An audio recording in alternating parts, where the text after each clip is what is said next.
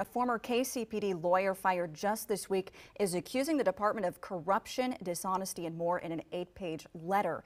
That former general counsel was fired on Wednesday. Welcome to Fox 4 News at 10 o'clock. I'm Shannon Rousseau. This letter goes as far as to accuse the department of withholding information from state and federal prosecutors, even the general public. Fox 4's Malik Jackson is live at KCPD headquarters with a deeper look at this, plus reaction from the mayor. Malik?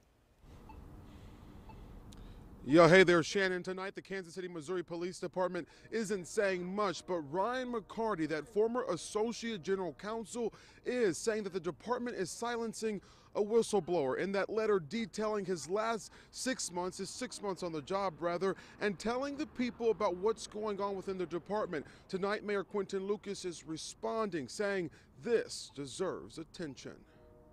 Dysfunctional, hostile, toxic. Words former Associate General Counsel Ryan McCarty used to describe the Kansas City, Missouri Police Department. A lawyer for KCPD until his firing on Wednesday. Now in a scathing 8-page letter, he goes after the department, taking aim right at current interim chief Joe Mabin, saying watching him try to steer the proverbial ship was like watching a drunken sailor try to hoist a sail. It was not pretty. My initial impression of interim chief Mabin was that he was woefully inexperienced, which impression soon morphed into an attribution of ineptitude. Former Chief Rick Smith hired McCarty, who started after Mabin took over. McCarty says the department under Mabin has not been fair in disciplinary actions, claiming a detective who witnessed a fellow detective commit a constitutional infringement and reported the same was demoted and reassigned. I did not know about this gentleman's concerns or separation from the department.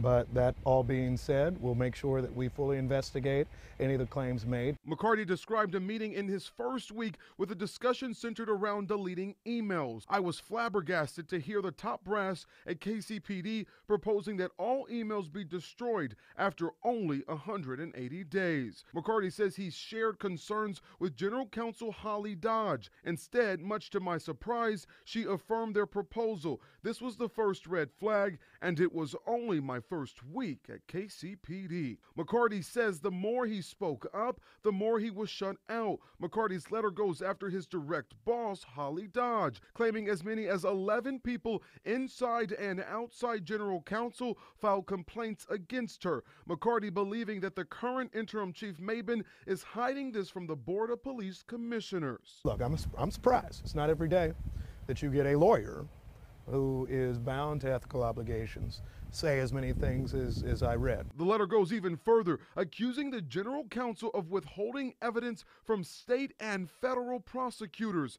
claiming criminal cases might have to be retried. Also, he accused the department and the General Counsel's office of withholding information from the public, consistently, systematically, and unlawfully closing records that should be open, thereby denying the public access to what it is entitled under the law. Sunshine is the best disinfectant, right? And it is a concern if we're not sharing information that we're required by law to share. McCarty says his firing was a warning sign to others who filed complaints. The former state and federal prosecutor calling for the termination of both the interim chief and the General Counsel, Holly Dodge. He says, indeed, it will take all of us, we the people, working together to resurrect the dying police department of Kansas City.